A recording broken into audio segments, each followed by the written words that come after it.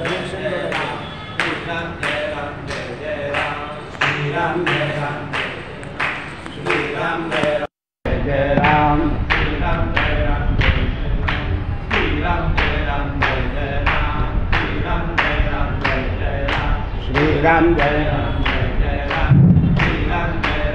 जय राम श्री राम जय राम जय जय राम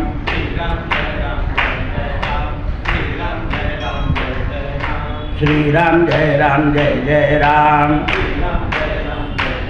कुंडली वरदा हरी विठ्ठल श्री ज्ञानदेव तुका गोपाल कृष्ण भगवान निवृत्ती ज्ञानदेव सोपान मुक्ताबाई एकनाथ नामदेव तुकाराम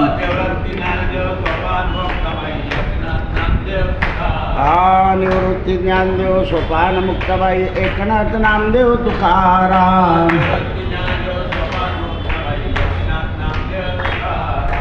एकनाथ नामदेव तुकाराम एकनाथ नामदेव तुकाराम नमः पार्वती पतये हर हर महादेव स्मरण जय जय राम जय जय रघुवीर समर्थ। काल आपण चातुर्मास्यामध्ये कशी काय साधनं आचरावी हे श्रवण केलं। आता काशीच्या क्षेत्रामध्ये दशाश्वमेध नावाचा एक घाट आहे, म्हणजे पहिला आपण जिथे जातो हा दशाश्वमेध नावाचा घाट का निर्माण झाला, कशाकरता निर्माण झाला आणि त्या ठिकाणी गेल्यानं काय होतं याचं वर्णन आपल्याला आधी ऐकायचं आहे। काशी क्षेत्रामध्ये ब्रह्मदेवानं राज ऋषी देवोदासाच्या मदतीनं दश अश्वमेध यज्ञ केले। तेव्हापासून काशीमध्ये दशमेध तीर्थ हे प्रकट झालं। हे तीर्थ अतिशय मंगलदायक असून जगामधलं ते प्रसिद्ध आहे। प्रथम या तीर्थाचं नाव रुद्र सरोवर होतं, म्हणजे भगवान शंकराचं नाव होतं। त्यानंतर याला पवित्र करण्याकरता इथे 10 अश्वमेध यज्ञ केले म्हणून आणि भगीरथानं इथे गंगा आणली, त्यामुळे या तीर्थ अतिपुण्यकारक झालं। ब्रह्मदेवानं स्वतःच्या हातानं इथे एक महादेवाचं लिंग स्थापन केलं आणि त्या लिंगाला दशाश्वेश्वर लिंगाचं नाव दिलं। या क्षेत्राच्या प्रभावाने ब्रह्मेश्वराची स्थापना करून ब्रह्मदेव सुद्धा काशीमध्ये नित्य येतात। जसं विष्णू येतात, शंकर तिथे राहतात, म्हणून ब्रह्मदेव सुद्धा तिथे येतात। म्हणून त्या घाटावर स्नान केल्यानं पाप नष्ट होऊन ब्रह्मत्व प्राप्त होतं आणि ब्रह्मत्व प्राप्त झालं की मग पिंडदान करायचं। जसं गुरुजी तुम्हाला यज्ञोपवीत देऊन मग पिंडदान करायला लावतो। म्हणजे यज्ञोपवीत काय आहे, ब्रह्मपदाची साक्ष आहे। यज्ञोपवितम परमं पवित्रम प्रजापते सहजम पुरस्ताद, असं ते ब्रह्मदेवानं ते घाट मग आता तो पवित्र केल्यामुळे तिथे जे पिंड ठेवले जातील ते अक्षय मुक्त होतील, म्हणून तो दशमेध आहे। आता या तीर्था ठिकाणी पुण्यकर्म करायला सांगितलं आहे। आता पुण्यकर्म म्हणजे काय, स्नान, दान आणि जप हे 3 पुण्यकर्माची साधना आहे। पुण्यकर्माची जी साधना आहे ते 3 आहे। म्हणून इथे स्नान, दान आणि जप आणि ज्ञानी लोक हवन करतात। ज्यांना हवन जमत नाही त्यांनी आपली स्वाध्यायरूपी उपासना करावी। तिथे आपला हरिपाठ म्हणावा, रामरक्षा म्हणावी, हनुमान स्तोत्र म्हणावं। कारण ते पुण्य अक्षय उपयोगाला येतं. मग त्या ठिकाणी आपले देवसुद्धा नेता येतात अश्वमेध यज्ञावर. नाशिक जिल्ह्यामध्ये सोमवती अमावस्येला लोक यात्रेलाही येताना आपले घरचे देव घेऊन पूजा करून घेऊन जातात. गंगेला सुद्धा तसं असतं. पूर्वी आपल्या तापीवर सुद्धा लोक जात आणि देव घेऊन जायचे. आता आपण काय करतो, तिथलं पाणी आणून देवाला घरी घालतो. पण त्या ठिकाणी देवाने स्नान करणं म्हणजे जास्ती शुद्धी आहे. हे आपण आपलं डोकं चालवतो, तिथून पाणी आणणं हे डोकं चालवणं आहे. पण त्या भूमीवर देवांची पूजा होणं कारण ती भूमी पवित्र आहे आणि तिथलं जलही पवित्र आहे. आपलं घरी आपण आलो म्हणजे भूमी कशी आहे माहितीच आहे तुम्हाला. साडू प्रिय आणि मोठा भाऊ अप्रिय असं असतं आपलं. म्हणून आपली भेदभूमी होऊन जाते. काय होते भेद. ती जी भूमी आहे ती अभेद आहे. तीर्थक्षेत्राची भूमी जी आहे ती अभेद आहे आणि ती अभेद असल्यामुळं त्या ठिकाणी सिद्धता लवकर प्राप्त होते. म्हणून त्या ठिकाणी ब्राह्मणानं संध्या करावं, तर्पण करावं आणि पितरांच्या बद्दल अक्षय दान द्यावं. म्हणजे तिथे दिल्यानंतर त्याचं पुण्य जे आहे त्याचा क्षय होत नाही. जो मनुष्य दशमेध तीर्थावर एक वेळी स्नान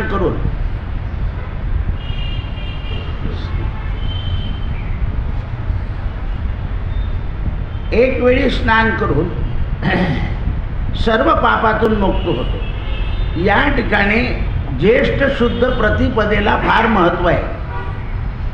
या दशमेध यज्ञाच्या ठिकाणी आता ज्येष्ठ शुद्ध प्रतिपदेला महत्त्व काय आहे तर ज्येष्ठ शुद्ध प्रतिपदेपासून दशमीपर्यंत गंगा दशमी असते. गंगेचा दशहार असतो. म्हणून त्या प्रत्येक पायरीवर एक एक दिवस गंगा वाहते. तेवढे जिथे पायऱ्या आहेत त्या पायऱ्या एक एक वाढत जातात आणि दशमीच्या दिवशी गंगा वरती येते. म्हणून त्या दशमेध घाटावर 10 पायऱ्या चढलेल्या गंगेमध्ये स्नान करणं अत्यंत मुक्त आहे.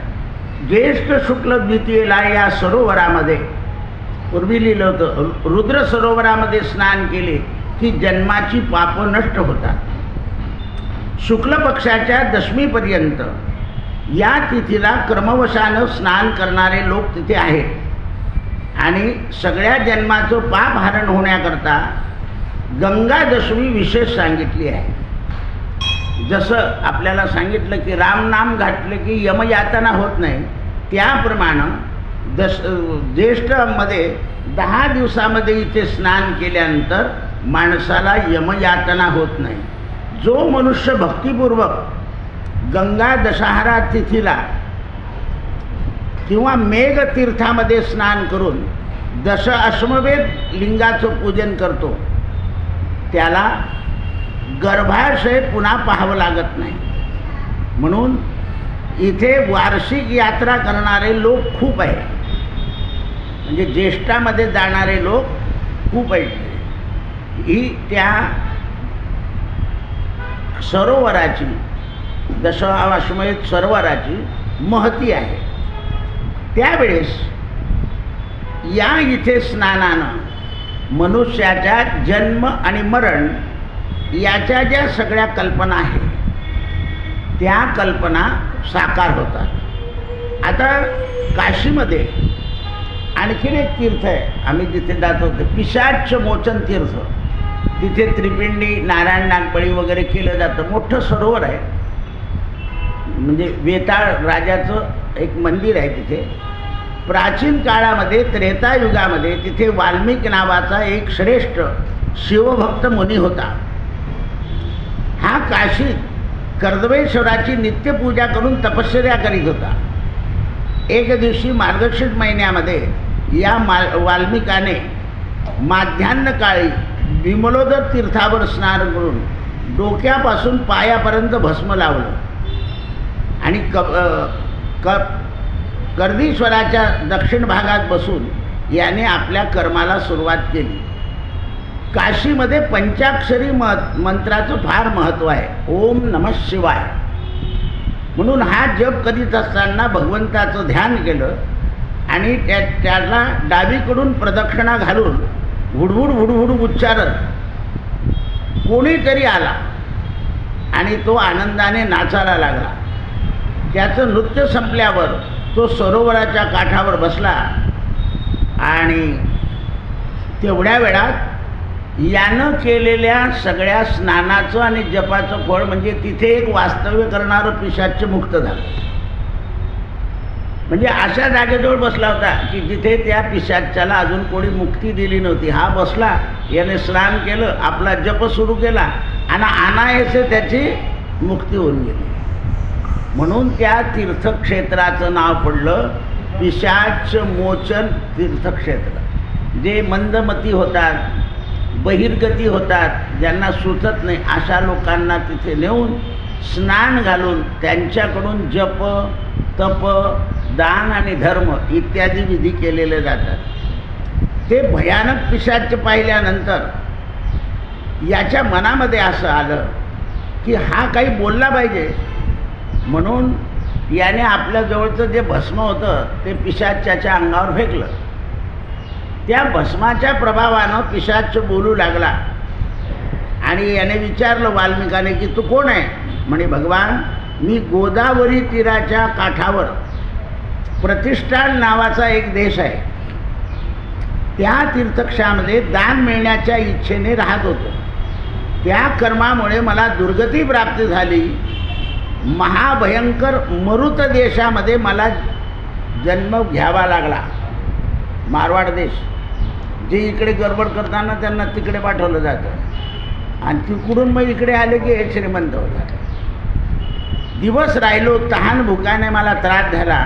तेव्हा एका ब्राह्मण पुत्रानं मला त्याचं पुण्य प्रदान केलं आणि माझ्याबरोबर त्या पुण्यक्षेत्रामध्ये माझा उद्धार केला. तेव्हा मला त्याने सांगितलं की तू महाराष्ट्रात असून दक्षिण भागाला जन्म घेऊन त्या तीर्थक्षेत्राच्या ठिकाणी कासोटा न घेता दान घेत होता, म्हणजे मागचा काष्टा. म्हणून तुला ती पिशाच्च योनी प्राप्त झाली. म्हणजे दान घेणाऱ्याला सुद्धा दान घेताना नियमात राहावं लागतं. हा स्वतःने कोणाच्याही देणग्या घेताना मग भानगडी उभे राहून जातं मठामध्ये. तर तो दान जो घेणारा आहे, सरकारचं सुद्धा करमुक्त दान आहे, म्हणजे तो कर लागणार नाही तुम्हाला, म्हणजे तिथे सुद्धा आहे. तसं धर्माचे नियम आहे. दान चालता चालता घ्यायचं नाही, नमस्कार चालता चालता घ्यायचा नाही, चालता चालता करायचं नाही. पण आपण ऐकतो स्टँडअप, कारण त्याचे फळं नाही मिळत. कोणतंही फळ मिळायचं असेल तर त्याच्याकरता धर्माने सांगितलेली जी अवस्था आहे ती आपल्या अंगी आली पाहिजे. म्हणून ज्याला भीक मागायची आहे त्याने देव तुझं बरं करू असं म्हणायचं नाही, नाही तर तो जास्ती दरिद्री होतो. पण आपल्याकडे एक घटना घडली होती. कुठेतरी एक भिकारी होता, त्याच्या खात्यावर 3 कोटी रुपये होते, तरी तो भिकत मागत होता. हे का? तर त्याला ते मिळालेल्या धनापासून भीक असल्यामुळे त्याच्यापासून काही उपभोग मिळाला नाही. उपभोग मिळाला नाही म्हणून या लोकांना खाण्याचे पदार्थ द्यायचे असतात. काय द्यायचे? खाण्याचे पदार्थ. कारण द्रव्य यांना मिळालं तरी बा पुढे उपयोगाला येईल, पुढे उपयोगाला येईल, पुढे उपयोगाला येईल. या दृष्टीनं आपण सुद्धा द्रव्य तसंच साचवतो. पण ते उपयोगाला आलं तर उपयोग आहे ना. म्हणून काही लोक जाण्यापूर्वी त्याची विल्हेवाट लावून देतात. आमचे एक डॉक्टर होते, त्यांनी स्वामीनारायण मंदिरात आपल्या आधीच नेत्रालय उघडून दिलं होतं पैशाचं. त्यांच्या डोळ्यासमोरच ते धन उपयुक्त झालं.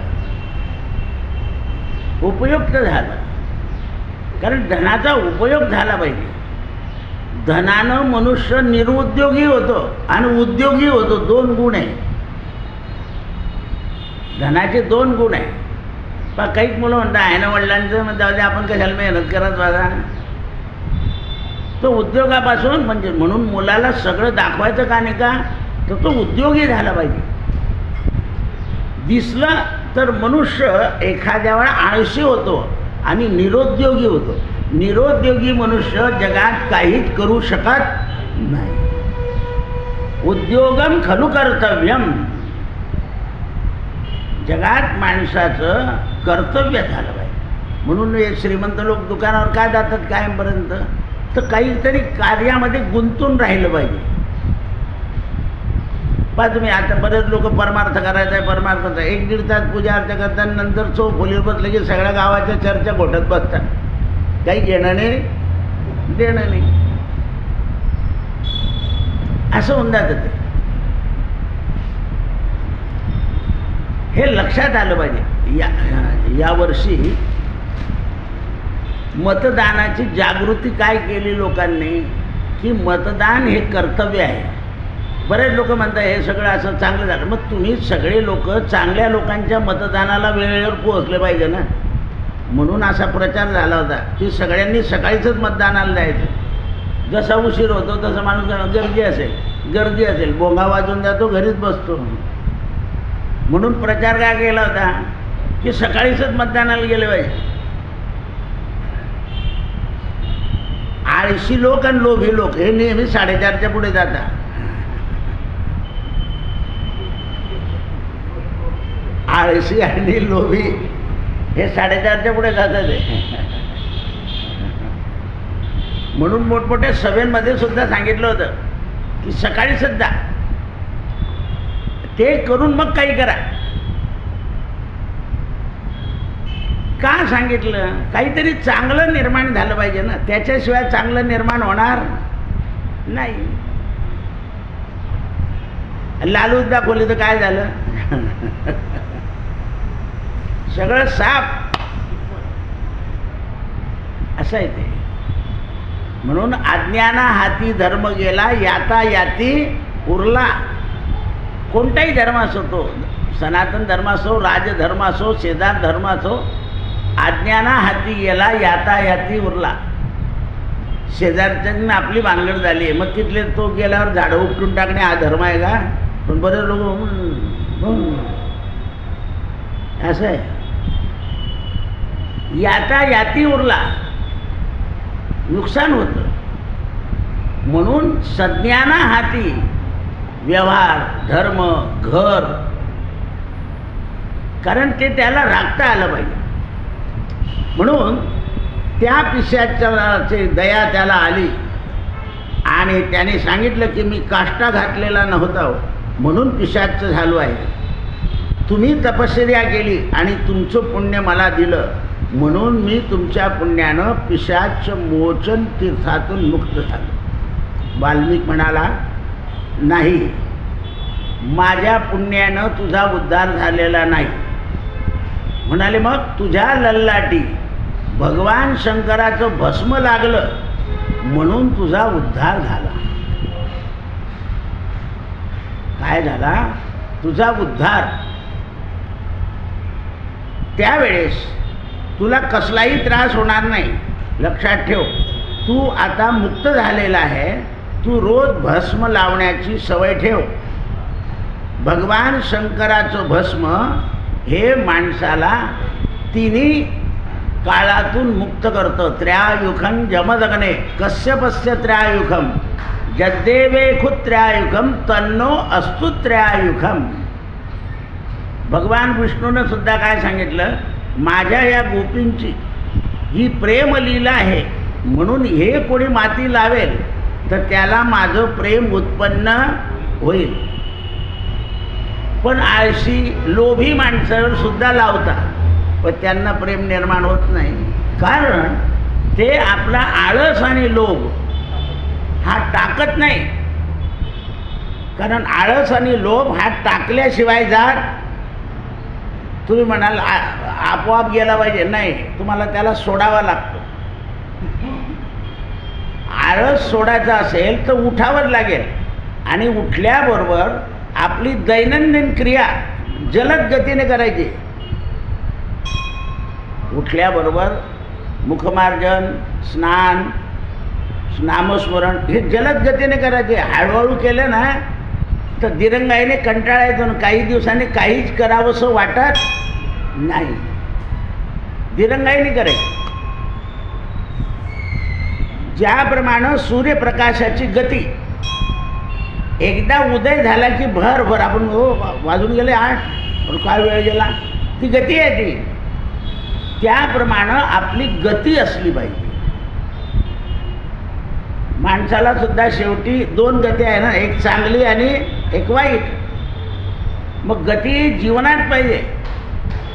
माणसाला वस्तू खराब होऊ नये याचं ज्ञान असतं, पण शरीर खराब होऊ नये याचं ज्ञान नसतं.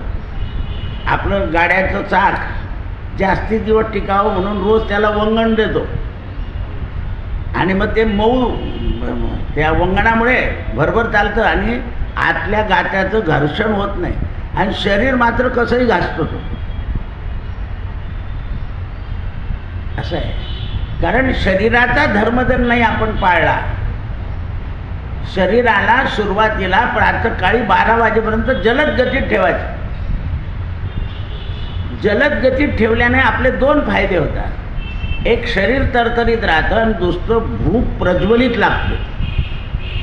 मंद गतीच्या लोक फिरणं करतात, पण असं म्हणजे अंगावर तो मच्छरी आला, दणदण चाललं पाहिजे, काम दणदण केलं पाहिजे. म्हणजे ती गती शरीराला मिळाली एकदाची की ती 12 वाजेपर्यंत, मग तो अग्निप्रदीप्त होतो पोटातला. म्हणजे 2 फायदे आहे. आळस येत नाही, प्रमाद वाढत नाही आणि लोभ कमी होतो.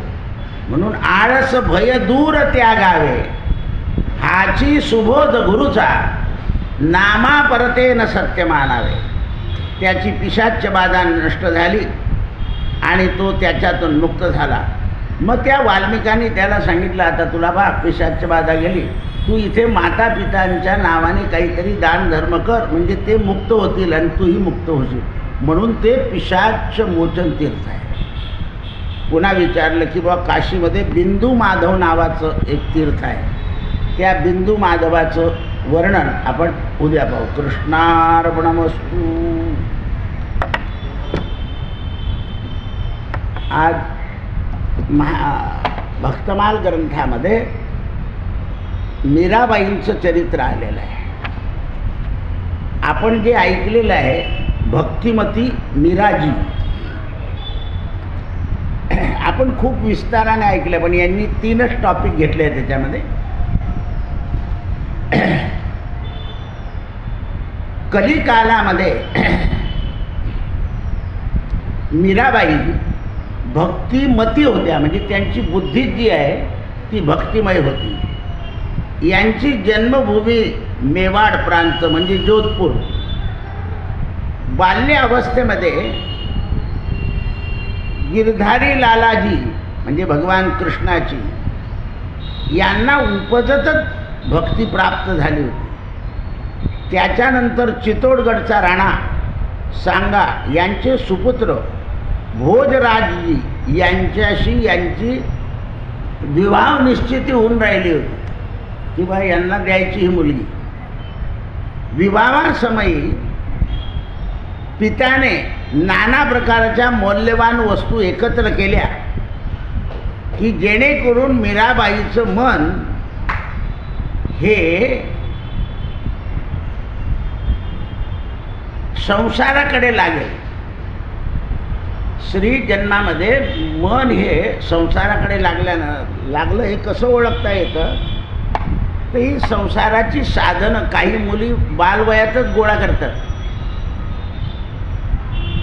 कारण त्यांच्या मनामध्ये ती आकांक्षा असतेच आणि त्याप्रमाणे त्यांचं वागणं सुरू होऊन जातं. बाह्य लक्षणं जी आहे ती आतून कल्पनेच्या द्वारानं संसार मार्गातली प्रगट होत जातात. त्यावेळेस यांना कोणतंही वस्तू कपडा बिपडा राजाने आणला किंवा हे तुझ्या लग्नाकरता आणलं तर तिकडे लक्ष नाही जायचं. ते एक दिवशी वडिलांनी विचारलं मीराबाईला की मीरा तुला कुठल्याच वस्तूची किंमत नाही म्हणे, माझं मन श्याम सुंदरामध्ये बुडून गेलेलं. संपलं उत्तर. माझं मन श्याम सुंदरामध्ये बुडून गेलेलं आहे. अशा काही मुली असतात, वडिला म्हणता घेऊन जा, राहू द्या पुढच्या वेळेस नेत, लवकर नेत नाही ती. आपण म्हणतो या कशी काय आले, तिला माहिती आहे वस्तू नेऊन काही उपयोग नाही. चांगलं वागलं तरच. वस्तूने फक्त वेळ भागते, चांगलं वागल्याने आयुष्य. म्हणून आयुष्य कशाने चांगलं होतं हे आपण मुलींना शिकवत नाही. म्हणून आज हल्ली भानगडी चालल्या सगळ्या. मुली साधनाने आयुष्य चांगलं होतं असं समजतं हल्ली. हे साधन द्रव्यावर अवलंबून आहे. सगळ्यांना नशिबात सारखं द्रव्य मिळत नाही. बरं मिळालं तरी काही कर्तव्यात द्रव्य खर्च करायचं असतं. माता पिता बंधू भगिनी सगळं द्रव्य आपलं नसतं. हल्ली जगात काय झालं आहे, मी माझं आणि माझा पैसा बस एवढंच. आणि त्यामुळे जगामध्ये उदासीनता आली आहे. पूर्वी 18 रुपये भाड्यामध्ये 20 माणसं घरात राहत होते. आता 47 लाखाच्या घरात 2च जण आहे. असं आहे ते. गटाण्याच्या चाळमध्ये गटाणा होत होता लोकांचा म्हणे. असं आहे ते. त्याच्यातून पोरं इंजिनियर होऊन पुढे गेले त्या खोल्यांमधून. आणि आता इंजिनियरच्या घरी आईला आणि वडिलांना राहायला जागा नाही आहे. जिथे माणूस राहत नाही तिथे कुत्रा राहतो. त्याला AC आहे, कूलर आहे कुत्र्याला. पहा तुम्ही, वन्य प्राणी जे आहेत त्यांना इतक्या संरक्षणाची गरज नाही आहे.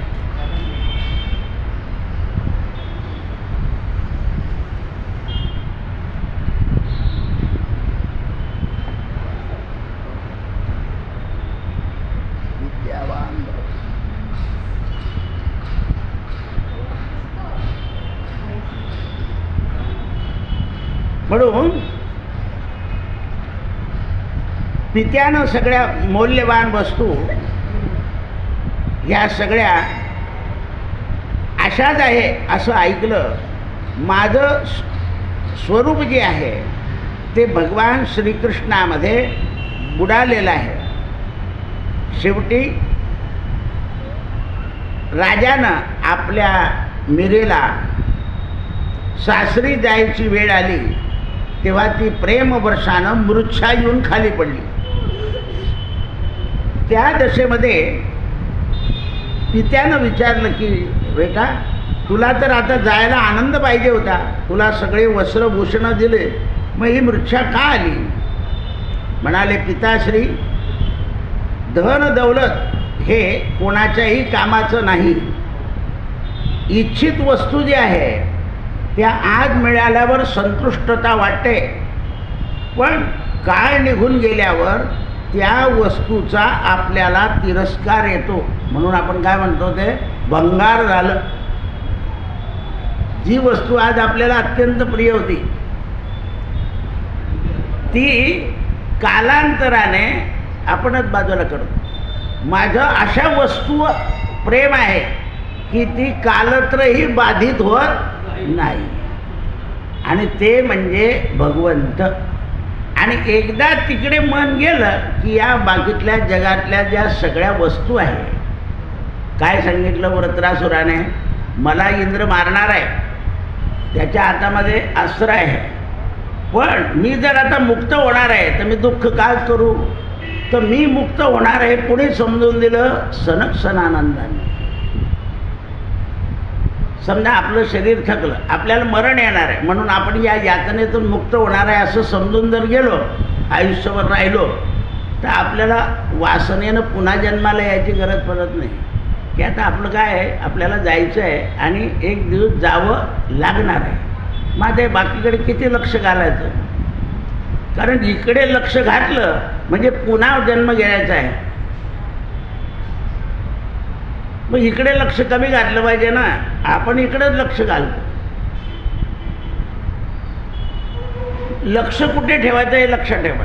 अनुसंधान कधी न चुकवावे, हाची सुबोध गुरुचा, नामा परतेन सत्य मानावे. आपलं जे अनुसंधान आहे इकडे राहायचं, पण अनुसंधान ईश्वराकडे जोडून ठेवायचं.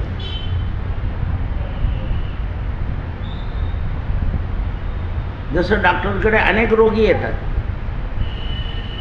तो प्रयत्न करून पाहतो औषध साध्य आहे का असाध्य आहे हे त्याला कळत नाही. वैद्याला कळतं असाध्य आणि साध्य, म्हणून वैद्य साध्य गोष्टीकडे लक्ष जास्त देतो, असाध्याकडे कमी देतो, कारण ते असाध्य आहे.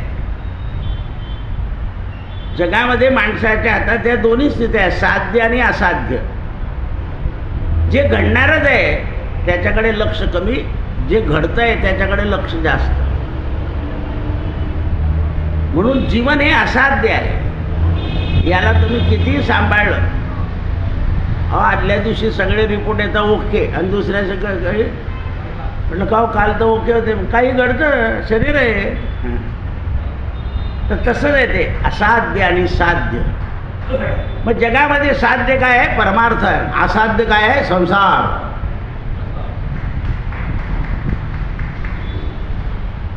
असाध्य आहे तो, आणि तो असाध्य असल्यामुळं मीराबाई असं सांगते की मला गिरधारीकडेच सगळं माझं आहे. तेव्हा माता पितांनी ओळखलं आणि मीराबाईला कसं तरी पाठवून दिलं बळजबरी. पालखीमध्ये बसून मीराबाई गेली, तिच्या सासूनं तिच्याकडून पूजा केली आणि देवीच्या मंदिरात पाठवलं पूजेची तयारी करून. सुंदर गोष्ट आहे, आपल्या लोकांनाही माहीत नाही. पूजेची तयारी गेल्यावर मीराने त्या देवीला हळदी कुंकून काही शेंदूर कपाळी लावायचं काहीच केलं नाही. म्हणे हे देवी माझी नाही आहे, माझी राधा वल्लभ आहे, आणि माझ्या राधा वल्लभला हळदी कुंकू लागत नाही.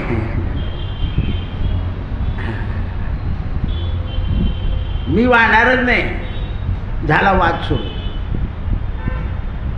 संसारात आल्याबरोबर वादाला.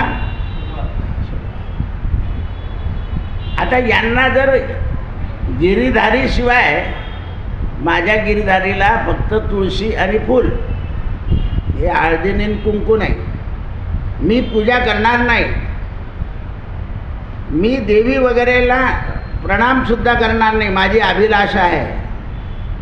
म्हणे ही आपल्या कुलाची परंपरा आहे. कुलाच्या परंपरेपेक्षा श्रीहरीची परंपरा सगळ्यामध्ये श्रेष्ठ आहे असं सांगितलं तिने.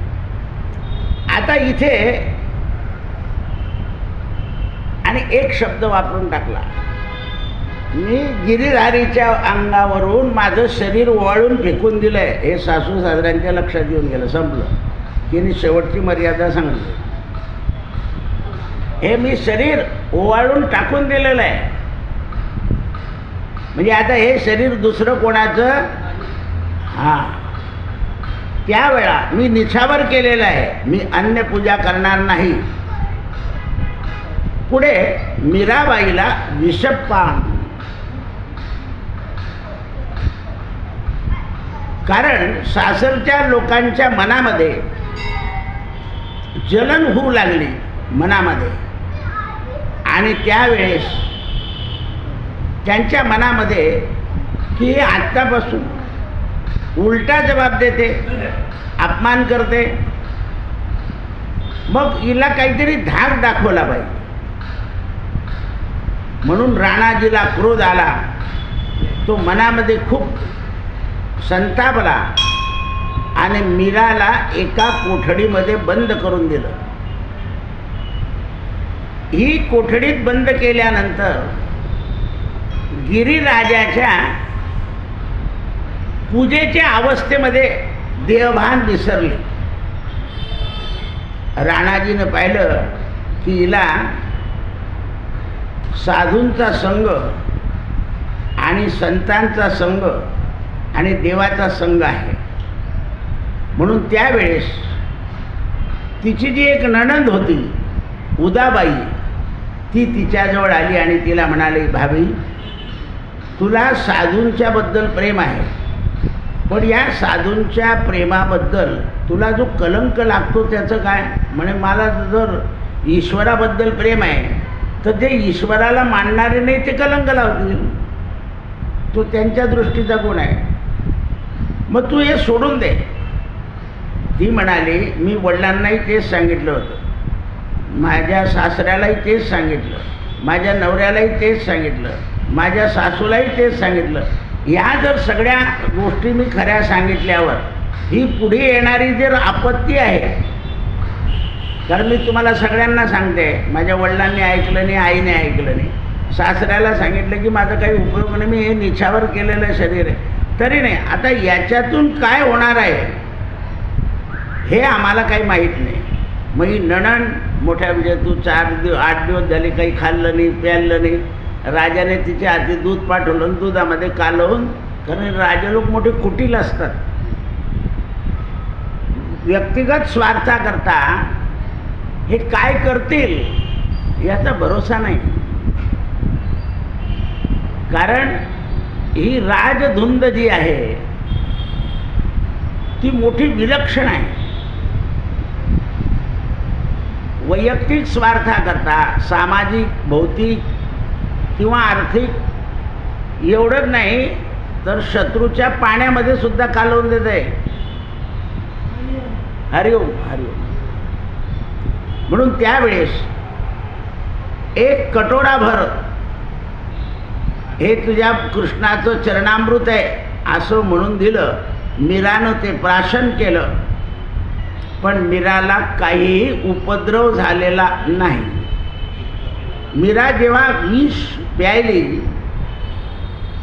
त्यावेळेला तिला सांगितलं होतं की तू साधू संग जर सोडला नाही तर तुला दुःख भोगावं लागेल. म्हणून राणाने गुप्तचर लोक मीराबाईपाशी पाठवले आणि तिला सूचना दिली, जर तू या साधू संघामध्ये किंवा सत्संगामध्ये राहिली तर तुला मारून टाकू.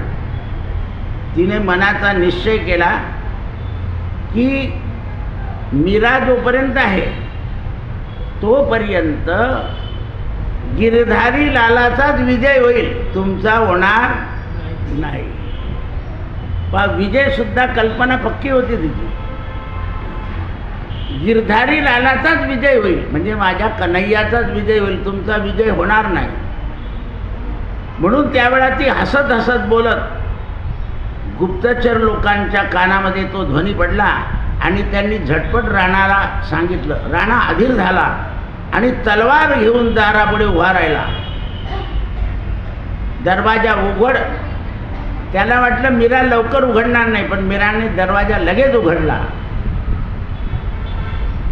तर मध्ये कोणी साधू नाही काय नाही, भगवान साधू रूपात बसलेले होते.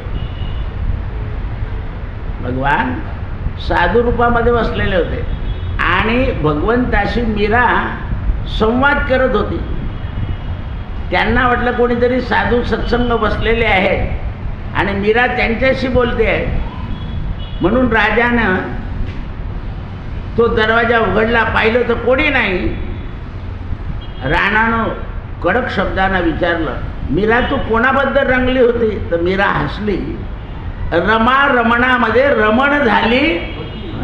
म्हणून मीराबाईने त्या दिवसावरून राधाधर मधुमिलिंद माधव या भजनाची संगती धरली होती. भजनाच्या संगतीनं माणसाचं मन जे आहे ते रमून जातं. पण मनुष्य काय करतो, मन रमण्याकरता संगीताचे साधनं गोळा करतो. साधनांनी मनामध्ये तात्पुरता आनंद येईल. म्हणून मी यांना नेहमी म्हणतो ओरडू नका. म्हणजे आम्हाला नथुवाची सवय आहे, बघ ती बंद कर. असं ओरडायचं नसतं. मुंगीचं सुद्धा ध्वनी देवाला ऐकू येतो. मुंगीचा, कारण तो सर्व व्याप्त आहे. तो सर्व व्याप्त आहे, त्याला सगळं कळतं. आपण छल कपटानं जे करतो तेही कळतं. त्यावेळेस मीराला विषपान झालं, मीराला तलवारीचं भय दाखवून झालं. मीरा विष प्याली तरी संग सुटला नाही. राणानं मीराला अपशब्द वापरले तरी मनामध्ये सद्भाव राहिला. राणा जेव्हा गेला तेव्हा नमस्कार केला. म्हणजे जो तलवार घेऊन मारायला आला तोही जायला लागला तेव्हा त्याला नमस्कार केलं. तरीही राणाच्या मनामध्ये मीराबाईविषयी सद्भाव निर्माण झाला नाही. एक वेळा कामिनीत पुरुषानं साधूचा वेश धारण करून मीराच्या समोर गेला. गिरधारी लालची मला आज्ञा आहे की मीराबाईच्या बरोबर जाऊन अंगसंग कर, याकरता मी तुझ्याजवळ आलेलो आहे. त्यावेळा मीराबाईनं उत्तर दिलं आहे की आपल्या आज्ञेचा स्वीकार करेल, पण प्रथम आपण भोजन करा, यथातूत सेवा घ्या. ते भोजनाच्या पश्चात मग अंगसंग असं म्हटल्यावर भगवान कृष्णाला आज्ञा दिली मीराबाईने की याची वासना संपवून टाका. तो जेवला आणि मीराबाईचे चरण धरून पश्चात्तापाची भिक्षा मागितली. हे राणाचंच कर्तव्य होतं. म्हणून अशा प्रकारे त्याची विषय वासना दूर केली आणि तो तात्काळ रडत रडत राजाजवळ गेला आणि राजाला सांगितलं की मीराबाईचा कोणताही विचार तुम्ही डोक्यातून काढून टाका, कारण तुमच्या प्रापंचिक विचाराच्या पलीकडे मीराबाई आहे. पुढे मीराबाईचं विलक्षण रूप आणि सौंदर्य पाहून अकबर बादशाच्या हृदयामध्ये सुद्धा आकृष्टता आली आणि त्याने मीराबाईचं दर्शन घेण्याची इच्छा केली. गिरधर गोपालाची छबी मीराबाईच्या हृदयामध्ये असल्यामुळे बादशाह सुद्धा सौंदर्य पाहून थक्क होऊन गेला आणि त्याने क्षमा मागितली. मग सासऱ्यानं वडिलांनी मीराबाईला परवानगी देऊन टाकली की आता हातबल झालो आपण, काय टेकले हात, म्हणून वृंदावनात जाण्याची परवानगी देऊन टाकली.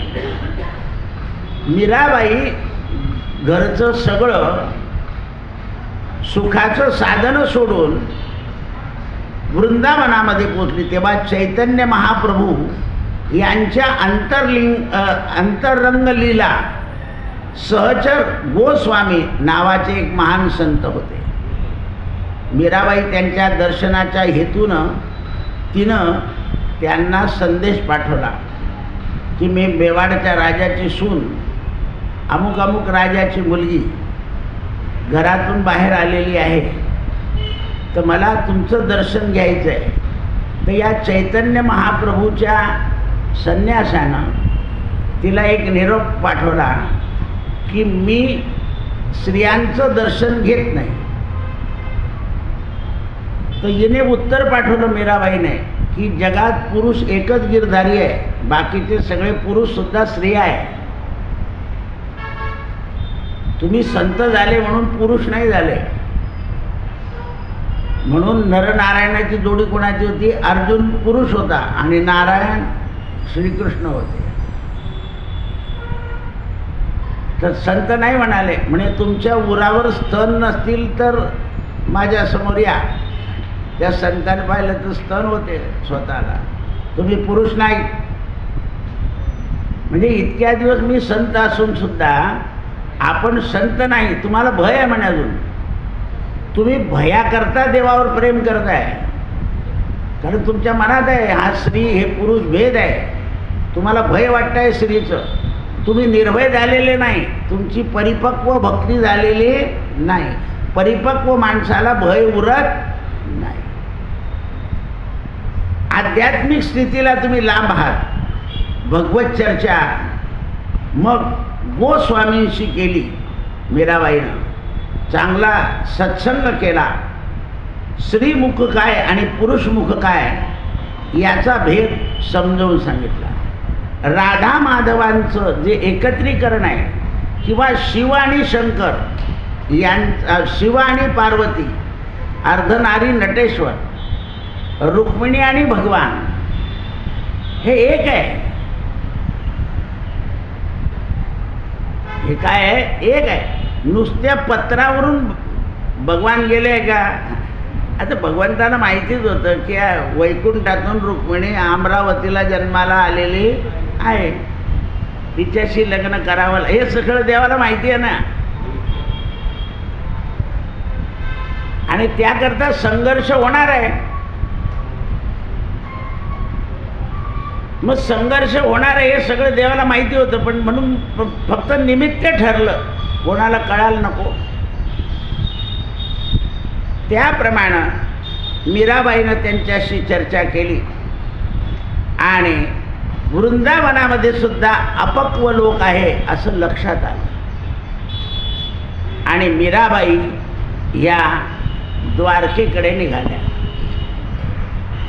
कारण द्वारका ही मोक्षपुरी आहे. सगळं जीवन संपलं. अनेक संत भेटले. बरं, यमुना तीरावर काय करायच्या तर कृष्णाचे पद गात गात पळत जायचे. अशा मीरा लागी रे लगन. तर अनेक संतांनी मीराबाईला विचारलं की असं पळून देव मिळतो का? म्हणे मला देव मिळावा असे घेत नाही, त्याच्याकरता पळावं एवढीच इच्छा आहे. देह जावो अथवा पांडुरंगी विसरून जातो ना मला हे मिळेल. हाच तर गडबड. पांडुरंगी दृढ भाव.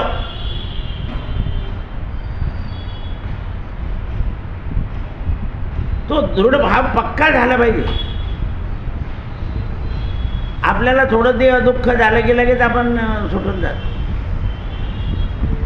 आणि म्हणून समर्थ लिहितात, देहदुःख होता वेगेची पळालो आणि तुझा दास मी व्यर्थ जन्मासी आलो. कारण या देहाचं दुःख जे आहे ते सहन करण्याची शक्ती, म्हणजे आपल्यामध्ये तितिक्षा येत नाही. द्रौपदीने काय मागितले देवाचं? सहनशक्ती. बस. म्हणून झालेले अन्याय निमूटपणे सहन केले. दुःशासनानं अपमान केल्यावर चिडली होती द्रौपदी. तेवढ्यात गांधारी पळत आली, श्राप देऊ नको, थांबून गेली. पण गांधारीने मुलांना सांगितलं का हे वागणं वाईट आहे. म्हणजे स्वतःचे मुलं हिच्या श्रापाने मरू नये हे पाळलं, पण मुलांनी चांगलं वागावं हे नाही सांगितलं.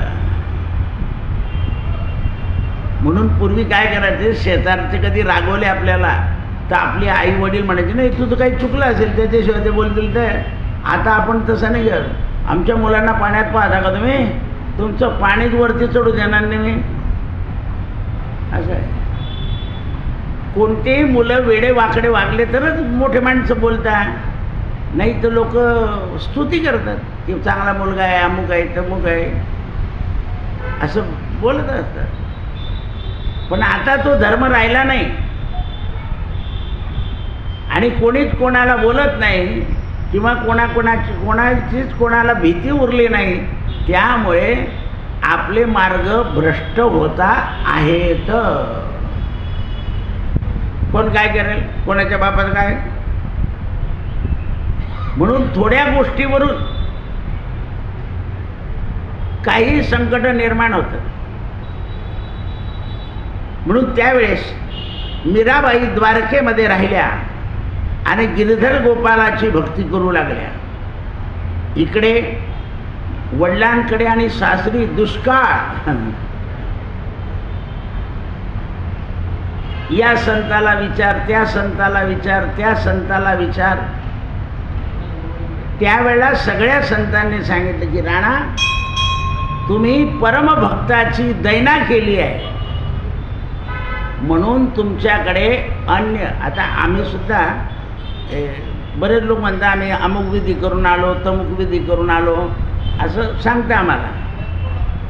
मग आम्ही त्यांना विचारतो कोणी बाळांपणामध्ये श्री मेली का? असं हळूच विचारत. हां म्हणे ते आमच्या काकाचं आणि काकूचं पटत नव्हतं. काकाने तिचं बाळणपण झाल्यावर इतकं मारलं तिला तर 15 दिवसानं ती मरून गेली. हां म्हटलं तो तळतळ आहे. शेवटी सांगावं लागतं, कारण स्त्री तळतळा लवकर कबलत नाही लोक. आता तुम्ही सुद्धा सुनांना दिलेला त्रास कबलणार आहे का पटकन? अरे बापरे, देवाचं नाव घ्या. असं आहे ते, कबलत नाही मनुष्य लवकर. तुम्ही मीराबाईला कारण नसता छळले, विषपान केलंय म्हणून तुमच्यावर ही आपत्ती आहे. पण राणाने सांगितलं मीराबाईला द्वारकेला की तुझ्यामुळे आपत्ती येते. म्हणे मी इथे गिरीधराला प्रार्थना करते की तुमच्याकडे पर्जन्य पडू दे. असं इकडे मीराबाईनं द्वारकेत म्हटलं आणि तिकडे पर्जन्य पडला. मग आता या मूर्खांनी येऊन तिला भेटायला पाहिजे होतं ना. पण हे राजे घमेंडी, ती सून आहे, मुलगी आहे, मिळायला जाईल. मग मीराबाईची द्वारकेमध्ये ख्याती होऊ लागली. भजनच भजन. त्यावेळेला 1 वर्ष पर्जन्य पडून गेला, पुन्हा पर्जन्य पडायचं पंचायतच. अशा प्रकारे शेवटी मीराबाईला प्रार्थना करण्याकरता दोन्ही आले, सासरे आणि प्रार्थना केली की तू परत ये, म्हणजे तुझ्या म्हणे तुम्ही सगळेचे सगळे या द्वारका निवासी भगवंताचे भक्त बना आणि 1 वर्ष चांगलं वागून दाखवा, मग मी येईल. आता हे भीतीपोटी हे भक्त बनले, आपल्या राज्यात गेले. 1 वर्ष सगळी सुबत्ता झाली. मग हे दोघंचे दोघं लवाजमा घेऊन मीराबाईला घ्यायला आले. आता कसं नेणार, वाजंत्री हे ते सगळे लोक, बापरे बाप, कारण सुबत्ता झाली होती सगळी. मीराबाईला भेटले ते म्हणे मी आता येऊन गिरधारीला विचारून येते द्वारकाधीशाला. म्हणून सांगितलं की देवा परत त्या गाण्यात पाठवताय तुम्ही मला. माझ्यावर जशी कृपा केली तशी त्या दोघांवर कृपा करा आणि संपूर्ण राजस्थान जे आहे, मेवाड, हे तुमच्या भक्तीचं लीलामृत करून टाका की तुमचं भक्ती लीलामृत त्यांना प्यायला मिळालं की सगळी सुबत्ता होईल. काय करता नोहे, काय करता नोहे महाराज, काय करणार नाही परमात्मा. मीराबाई भगवंताकडे आल्या. हे राजे लोक निघून गेले. यांनी 3 ब्राह्मणांना तयार केलं. पा कसे राजे लोक फार कठीण असतात. त्यांना सांगितलं तुम्ही मीराबाईला आणल्याशिवाय परत यायचं नाही, इकडे परत आले तर तलवारीने तुम्हाला छाटून टाकू द्वारकेत. हे 3 ब्राह्मण पायी यात्रा करीत करीत आले. त्यांनी आपलं गाव मेवाड सगळं डोक्यातलं काढून टाकलं की आता जायचं नाही, एवढी तिला छळता आणि आपण तिला कसं काय. मग ते आले, ब्राह्मणांना पाहिलं, मीराबाईने सेवा केली. आपल्या गावचे सगळे सासरचे ब्राह्मण म्हणे मीराबाई तू चाल तिकडे, नाही तू आली ना तर आमचे शिरच्छेद करून टाकतील म्हणे. ते नाही म्हणे मला काही येता येणार नाही. म्हणून यांनी अन्न पाणी सोडलं 3 ब्राह्मणांनी. आता तिकडे मरण्यापेक्षा इथे द्वारकेत मेलेलं काय वाईट आहे. मग त्याच्याकरता काय करायचं तर अन्न पाण्याचा त्याग करून टाक. धरलं. भगवंताने त्या 3 ब्राह्मणांना स्वप्नामध्ये दर्शन दिलं की मीराच्या नादी लागू नका, तुम्ही तुमच्या भागात जा, मी तुम्हाला दर्शन दिलं आहे. त्या दोन्ही राजांची ताकद नाही की ते तुमचा शिरच्छेद करतील. हे दोन्ही स्वप्न ऐकलं. मीराबाईला प्रार्थना केली की आम्ही तुम्हाला उगाच दहशतमध्ये घेतलं की आम्ही अन्न पाणी खाणार नाही, पण भगवान द्वारकाधीश स्वप्नात आले, त्यांनी आम्हाला त्यांची भक्ती प्रदान केली आहे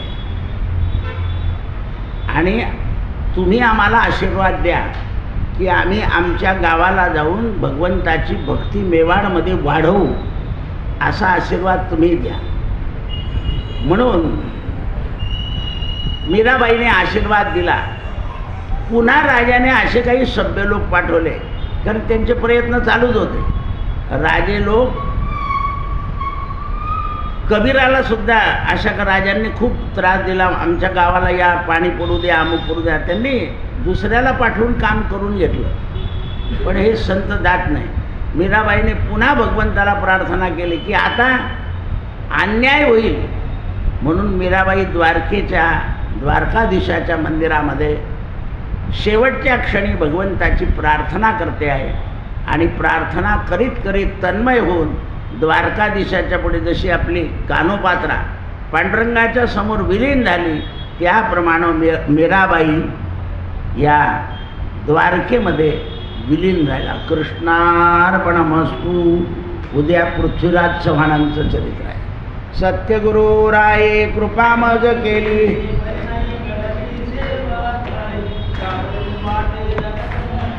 मस्तकी तो जाणा ठेविला कर, पडिला विसर स्वप्ना माझी.